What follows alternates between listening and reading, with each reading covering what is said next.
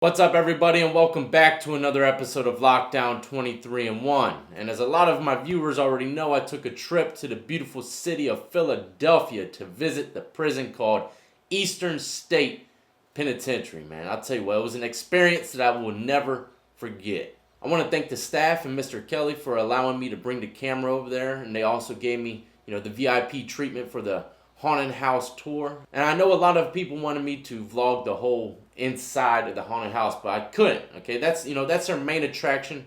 If I were to do that, people would just want to watch the video and not want to experience it for themselves. But I did get a lot of great footage during prison hours, a tour through the prison, and after hours when they changed it into the haunted prison. And I'll tell you what, it was amazing. Just picture this. It's like a 35-minute walk through this prison, and they transformed the whole prison into a haunted house. Some of those areas that they transformed were crazy. I mean, they had, this 3D room. I remember this one 3D room. We walked through this tube, and it was like a spinning cylinder. I swear, I almost fainted right there on the spot. It was crazy, man. And I felt like I was spinning in space or something. I'll never forget it.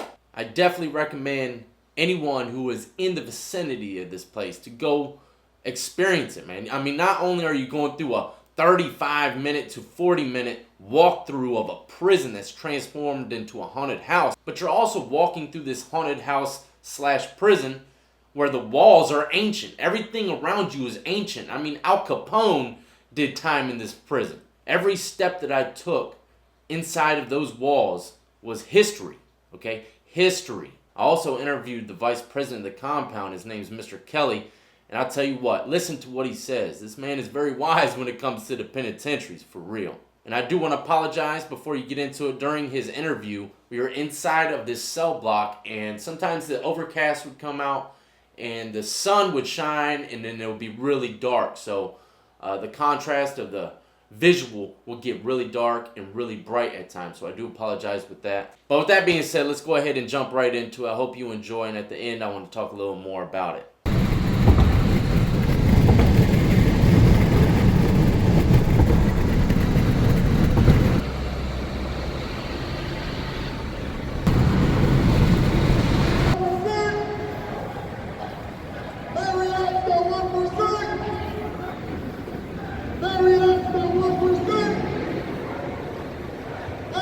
Protest. We take it right? I said Marriott's the 1%.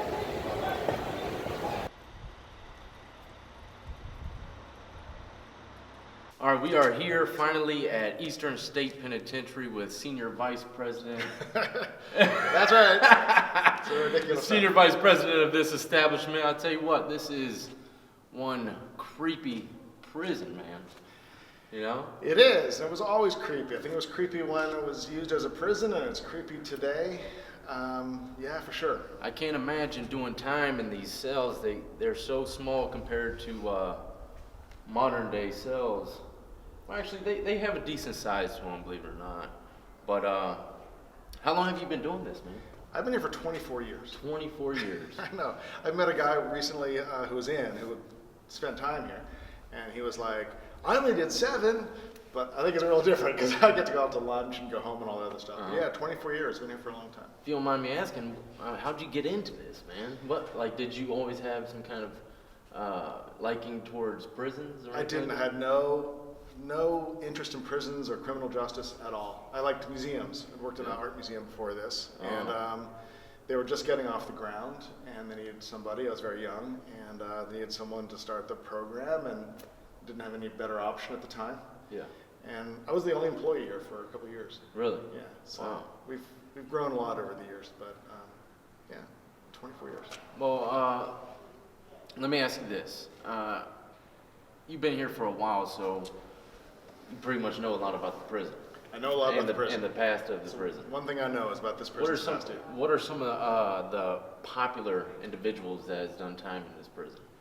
Well, the most famous is definitely Al Capone. Al Capone was here in 1929 and into 1930. It was the first time he ever spent time in prison was at Eastern State Penitentiary. You say Al Capone, everyone thinks Alcatraz. And it's true, he did do years out of Alcatraz. They did 8 months here at Eastern State, the first time he was in prison. And so he's the one that we talk about a lot. He's the one who has the name recognition. There's some debate about how special his treatment was, but he definitely got some special treatment while he was here. Oh, he did. So he was living like a king. People were journalists at the time, newspaper reporters wrote that he was living like a king. But there's always this thing, like that's what the newspaper reporters are writing. But then we look at the historical record and we see what the administration was writing about. And maybe the reporters were exaggerating a little bit, but he definitely got special treatment. They always tend to do that a little bit. They always tend to trying to sell papers. Yeah, they got to sell them. So we're all in the same business in the end. And he's really the only one that's got super name recognition anymore. There was a bank robber and escape artist named Slick Willie Sutton. And Slick Willie Sutton. Slick Willie. And That's a nice name there. Isn't that nice? He was very well known. He was like a folklore, like a folk hero in the 1950s and 60s and 70s. But he's really fallen off. People under the age of 60 rarely know who he is. Yeah. But people in my parents' generation know exactly who he was. Yeah. And there's really no one else who was famous, no one who was really well known. But there were 85,000 people that spent time in this building. 85,000 people incarcerated in this building over the course of 142 years. 142 It's years. the hardest thing about this building, get your head around, and I struggle with it too. It's like it was opened within living memory of the American Revolution. And it was closed so recently that we have a reunion every summer of former officers and inmates who have a big barbecue. Wow. So it spans almost all of American history. It had this 142 years old when it closed. So now it's been closed for 40 years on top of that. And what kind of prison was this? Like, if you know how they have levels nowadays to the penitentiaries, what kind of level of prison would this be? It looks like a pretty max. This was max. Back then they had a lot fewer prisons. Of course, there were a lot fewer people in prison. Back then, we didn't put people in prison the way we do today, by the millions. Oh, yeah. And so prison was really reserved for just a handful of people. And so this prison had certainly people who committed murder, but also went all the way down to people who were in just for a year or two. Oh, really? It was a state prison, but it was basically everybody. It was Eastern State Penitentiary. It was basically anyone who was doing any time in the eastern half of Pennsylvania. But this prison changed the entire discussion about what prisons are for. And so for centuries, we, Americans and people all over the world, in Europe, used prisons to frighten people and to punish people. Those are the two things that prisons were for. And this was the prison that said, hey, what about rehabilitation? Oh, really? The method that they used for rehabilitation today looks like punishment. The method they used was solitary confinement. But they thought solitary confinement would be rehabilitation. Really? They thought, I know, well, they're Quakers, right? Well, a lot of them are Quakers, and they had this belief that people are good, and if they behaved badly, it must be the influence of other people. And so they said solitary confinement will be rehabilitation. It's almost like rebooting your computer, right? Your computer on and off. Yeah. Like pull this person out of the corrupt society, put them in a cell for 2 years, let them look into their hearts, and they'll become better people again. They'll get reconnected with their soul. And that's where the word penitentiary comes from. This is the world's first penitentiary. Really? It's a building meant to make people penitent, make them actually sorry for what they did. Penitent. Penitent. So, never in a million years did I think know. that's where penitentiary came from? And that's where the word comes from. This is the first. The feds still call their prisons penitentiaries. There's no belief that people are, I shouldn't say that, but this was dedicated, the sole purpose was to help people get rehabilitated in this building, and that's why they called it a penitentiary. And so, but in hindsight, what we've learned about solitary confinement is that it's like the world's best form of torture, or punishment anyway.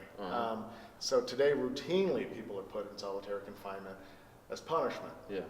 But back then, they believed that it would be a hard experience, but a good experience, and the sentences were short. I mean, this whole idea of like 99 years or life, those are all ideas that came out of the early 20th century. The people who built this prison weren't in the business of housing people for life.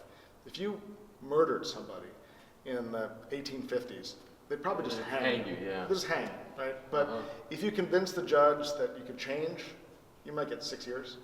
Wow. Now, in a much shorter lifespan, people died a lot younger back then, but still, they were not in the business of housing people for decades. Yeah. That's really an idea that came about in the early 20th century. Yeah. Looking at like in that picture, man, that mind state, it's crazy how the prison system is now. It is crazy how the prison system is now. It really is. And it also, so this generation, they were about short sentences. Most prisons believed in solitary confinement. This was the first, but most of them eventually followed suit. Then there was this, the early 20th century became this idea that, you put people in for longer sentences. And that idea lasted like 100 years. Well, 50, 60, 70 years. Sometime around 1970, 1980, we completely shifted our mindset again, but no one talked about it. But we said, what about incarceration for everything? What about incarceration for social problems? Incarceration for addiction, incarceration for relatively low-level crime. We'll just incarcerate a way out of all these problems. And it hasn't worked out that great. It hasn't. It's just increasing. It's just increasing. But maybe that, I don't know. Museums rarely take a position on politics. Yeah. And we don't consider this a political decision. But our museum, our official stance is that there are too many people in prison in the United States. Yeah. We believe that states like California, New Jersey, New York, Texas have lowered the number of people in prison dramatically and also lowered their rates of violent crime at the same time. Yeah. It's not like a theory can be done. We're seeing it done. Connecticut's doing it right now. And so our museum says that the discussion really is about what's next. Because we've tried mass incarceration. We can debate how we got there, but our official thesis statement is mass incarceration isn't working. Yeah. That our crime rates are not lower than they were 40 years ago, even though we've tripled the number of people in prison per capita. And so, what's next? All right, let me ask you one more question before I go and check out this creepy establishment. Okay, you said something. You were speaking about California, and there's a thing that I've noticed in California prisons is happening right now. A huge racial segregation in California. Okay, blacks do not mess with whites. Whites do not mess with blacks unless it was, Was it like that back then? Was there any minorities in this prison? Was it all? Oh yeah. It was? Oh yeah. So were they all blended? Well, in the early days, everyone was in solitary confinement, so it didn't matter. Okay. Yeah. In the later days, when they began letting the people come out and mix and work and everything else, they racially segregated it, but the entire country was racially segregated. So I mean, they literally, the institution itself kept people separate. Yeah. We're not proud of this, but it's an important thing to talk about, that like cell blocks 4 and 5 were the black blocks, and that's because they were close to the kitchens, and the kitchens were run entirely by black prisoners. Oh, wow. Which sucks because that's not a great marketable skill when you get out. Yeah. Like, it's not a high wage skill. The auto shop was all white guys. It's a better job. Around 1965, they desegregated. And so they began mixing all the folks together here inside the prison. Yeah, inside this prison. But they still voluntarily kept separate. Yeah. Which is what happens in California. I've been inside of a couple of California prisons. And it's true, man. There's like zero mix. Yeah. I don't know why, but I'm still trying to break it down too, because I talk about how different the East is in a lot of states from the West. In the prisons I was in, I could sit at the table and play cards with, all races, all nationalities. It didn't matter, all colors.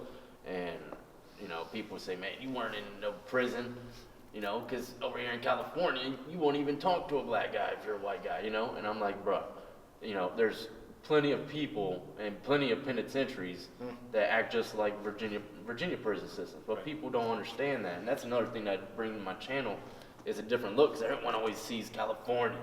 They see it on the TVs and the movies. They see California in their yard and how it works, but no one really understands how it works in other places. It's a mystery to me too. I don't really get it. I was telling you before we got on air that we now teach classes. Our organization teaches classes inside prisons in filmmaking and in screenwriting, animation, and those classes, dudes are all just mixed around.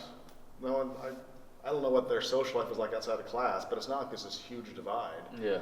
But I was in San Quentin. I've actually been in San Quentin twice, taking tours of the facility, and it's just like the groups of prisoners are absolutely, completely separate. Yeah. That's wild. It's really amazing. So I was just in Leavenworth. It's funny, if you maybe you've done this. If you write to a prison in advance and you have a good reason, and I work in an historic prison, so if I travel, I was just in Missouri, so we wrote to people at Leavenworth and said, can we have a tour? It's a federal prison. They said, okay. Leavenworth is separated. I mean, the prisoners racially separate themselves. Yeah. I hear a lot of federal prisons are like that as well. It's really weird. Yeah. I don't understand it. I don't understand either. Well, I appreciate it, buddy. It's nice to meet you. Good luck with your It's nice to meet you work. too. Hey, I thank you a lot for letting me come on down here and check out all this, like I said, spooky material. I can only imagine what this place looks like at nighttime, and I can't wait for y'all to see how they transform this place into what's it called? Terror behind the walls. Terror behind the walls. That's right. All right, buddy. Appreciate it once again. Thank you. Thank you, man. We are at Al Capone's cell, and these are documents stating exactly what the cell looks like inside. Let's go ahead. This is a reenactment of what his cell is back in the day.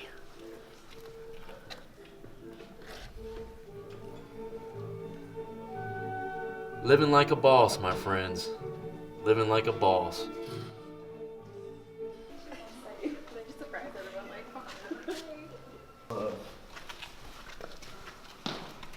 This compound was pretty much a solitary compound, so they didn't get any, rec yard or anything. I think this was a door built for their own personal little rec yard for them to walk back. And my friend is actually locked up in a prison right now where he has a backyard like this because he trains dogs and they can't walk him many times, so it's kind of built into the cell, which is pretty amazing that the dog is locked in the cell with them and getting walked around. This must have been where the sink and stuff was. Kind of looks like a fire pit now. Toilet. What's left? Mm-hmm.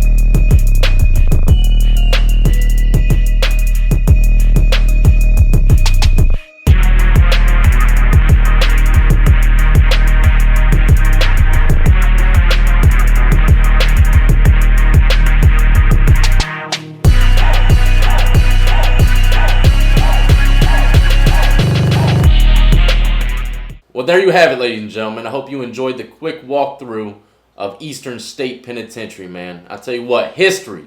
That is history. I've seen a lot of historical places. I mean, I live in Virginia. I live right by Jamestown and all that stuff. Williamsburg, the settlers and all that stuff. Well, I'll tell you what, none of that had an impact on me like Eastern State Penitentiary. Why is that? I don't know.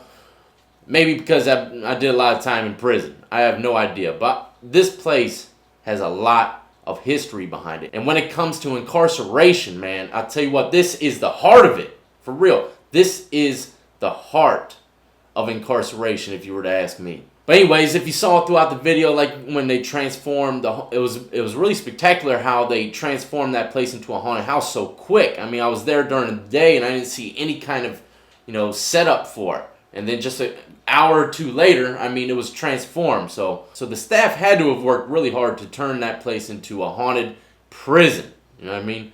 But I enjoyed it. It's something that I will never forget. One of the longest haunted house. You know, most haunted houses you go in and you're done in, you know, maybe a minute. You know what I mean? You're just walking through, minute and a half, 2 minutes tops. I mean, this was a long walkthrough. They split it up into 6 different, was it 5 or 6?